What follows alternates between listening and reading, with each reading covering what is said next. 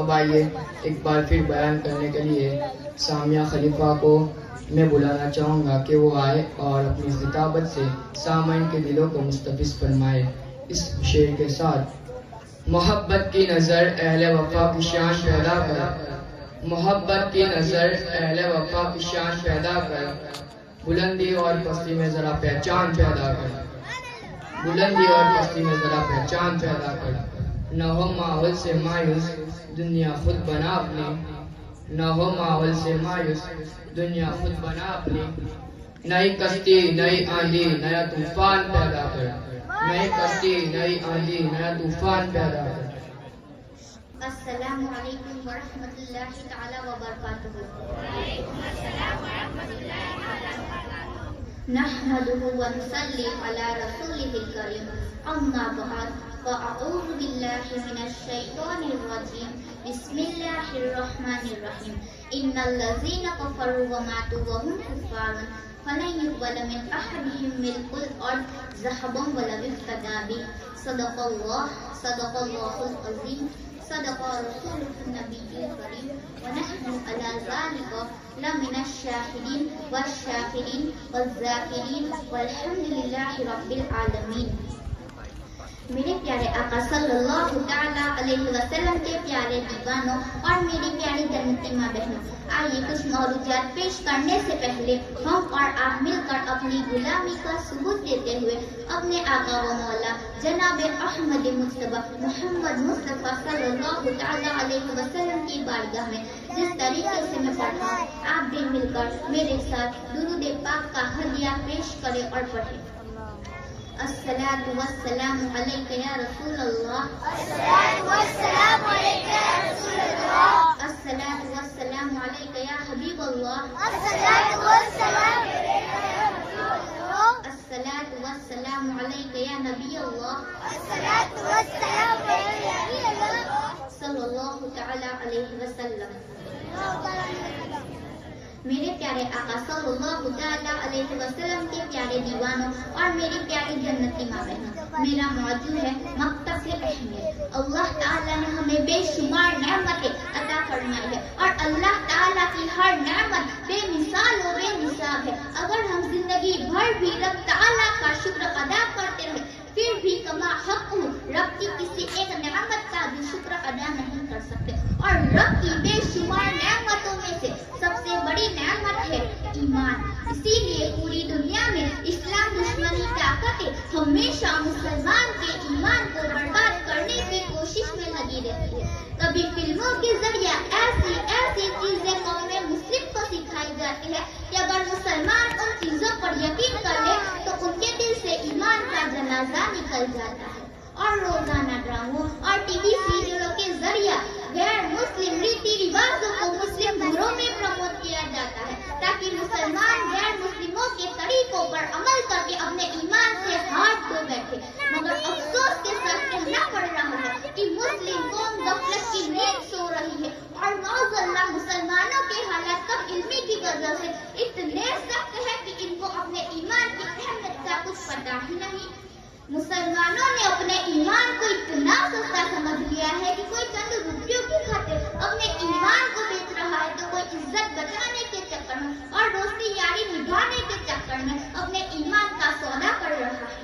مگر میرے پیارے آقا صلی اللہ تعالیٰ علیہ وسلم کے پیارے دیوانوں اور میری پیاری جنتی ماں بہنوں، اب آؤ میں آپ کو بتاؤں کہ جس ایمان کو ہم نے اتنا سستا سمجھ لیا ہے اس کی اہمیت کیا ہے۔ اللہ تعالیٰ قرآن مقدس میں ارشاد فرماتا ہے، ان الذین کفروا وماتوا وهم کفار فلن یقبل من احدهم ملء الارض ذهبا ولو افتدى به، یعنی جن لوگوں نے کفر کیا اور کفر پر ہی ان کی موت آئی تو کل قیامت کے دن وہ زمین پر سونا بھی اگر فدیہ کے طور پر اللہ تعالیٰ کی بارگاہ میں پیش کریں گے۔ اے میرے مولا، ہم جو اس دنیا میں ایمان نہ لائے جس کی وجہ سے ہمیں جہنم میں جانا پڑ رہا ہے، مولا تو فدیہ کے طور پر زمین پر سونا لے لے، مگر تو ہمیں معاف فرما دے۔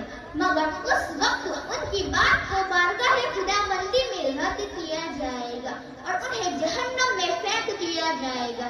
مگر دوسری طرف جن لوگوں کے پاس ایمان کی دولت ہوگی، جن کے دل میں رائے کے دانے کے برابر بھی ایمان ہوگا. ہمارے نبی صلی اللہ تعالی علیہ وسلم نے فرمایا کہ جس مسلمان کے دل میں رائے کے دانے کے برابر بھی ایمان ہوگا, اللہ تعالیٰ اس کے سارے گناہوں کو معاف فرما کر اسے جنت میں داخل کر دے گا. میرے پیارے آقا صلی اللہ تعالی علیہ وسلم کے پیارے دیوانوں اور میری پیاری جنتی ماں بہنوں, اسی لیے خدا را اپنے ایمان کی حفاظت کرو اور ہمیشہ اپنے ایمان کو بچانے کی فکر کرتے ہو, کیونکہ آج وہ دور آ گیا ہے جس کے بارے میں ہمارے نبی صلی اللہ تعالی علیہ وسلم نے فرمایا کہ ایک ایسا زمانہ آئے گا جس میں ایمان بچانا ہاتھ میں انگارے رکھنے کے برابر ہوگا. انسان صبح مومن تو شام کو کافر ہوگا, کہ انسان صبح مومن تو شام کو کافر ہوگا. اسی لیے اس فتن دور میں ہمیشہ اپنے ایمان کی حفاظت کرو. میرے پیارے آقا صلی اللہ تعالی علیہ وسلم کے پیارے دیوانوں اور میری پیاری جنتی ماں بہنوں, اب آؤ میں آپ کو بتاؤں کہ ہمارا ایمان کیسے محفوظ ہوگا. تو ایمان بچانے کے بہت سارے طریقے اور ذریعے ہیں. ان میں سے سب سے بہترین ذریعہ ایمان بچانے کا وہ ہے مکتب اور مکتب کی تعلیم. آج اگر دیکھا جائے تو 98% مسلم بچوں کے ایمان کی حفاظت کا دار و مدار مدرسوں کی تعلیم ہے. صرف 2% مسلم بچے ہی مدرسے کے بعد دارالعلوم جا کر عالم یا حافظ بنتے ہیں, مگر 98% مسلم بچے صرف مدرسے تک پڑھتے ہیں. اس کے بعد انہیں کبھی علم سیکھنے کا وقت ہی نہیں ملتا. اسی لیے اسلام میں مدرسوں کی بڑی اہمیت ہے. یہ کہے تو کہ پیدا نہ ہوگا کہ ملت اسلامیہ میں مدرسوں کی اہمیت ریڑھ کی ہڈی کی طرح ہے, کہ اگر یہ نہ ہو تو 98% مسلم بچوں کے ایمان کی حفاظت کرنا بہت مشکل ہو جائے گا.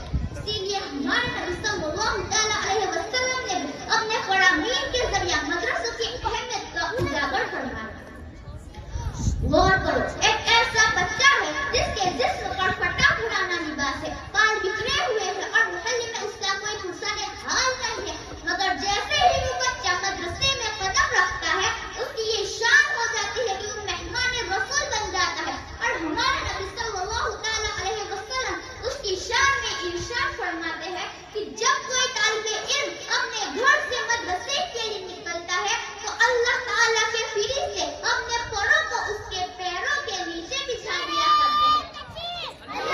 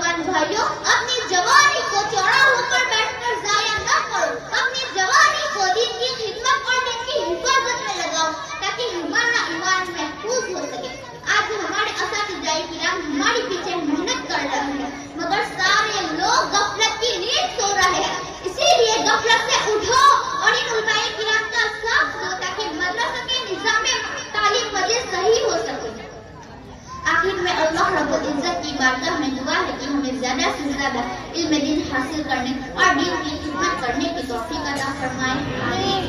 اور اللہ رب العزت کی بارگاہ میں دعا ہے کہ میں نے آج جو بیان کیا اس میں کسی بھی طرح کی کوئی غلطی ہوئی ہو تو اسے اپنے حبیب صلی اللہ تعالیٰ علیہ وسلم کے صدقے میں معاف فرما کر میری اس گفتگو کو اپنی بارگاہ میں قبولیت کا درجہ عطا فرمائے. آمین. استغفر اللہ رب من کل ذنب واتوب الیہ وما علینا الا البلاغ. السلام علیکم ورحمۃ اللہ تعالیٰ وبرکاتہ.